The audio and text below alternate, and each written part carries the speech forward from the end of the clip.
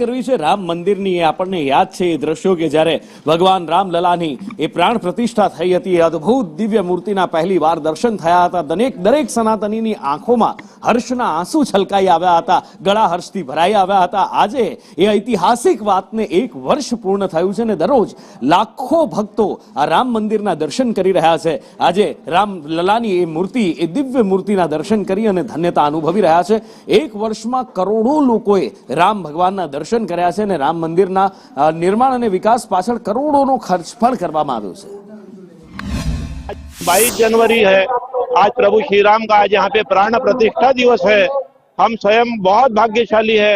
और अगर हमको पूछे आज पूरे पृथ्वी के ऊपर सबसे ज्यादा अपने आप को खुश और भाग्यशाली कौन महसूस करेगा, तो उसका जवाब है कि हम महसूस करेंगे. यहाँ सब कुछ निराला है और यहाँ सब कुछ निराला होने की वजह प्रभु श्री राम यहाँ पर विराजमान है.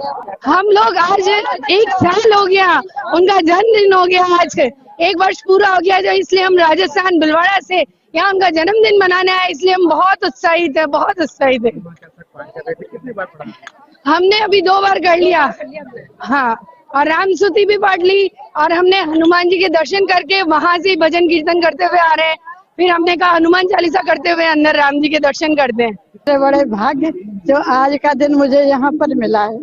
मैं सोचती थी मन में कि कभी अयोध्या जाऊंगी, परंतु आज ऐसा सौभाग्य मिला है कि आज ही भगवान के आए थे और आज ही मुझे दर्शन मिले. महाकाल की नगरी से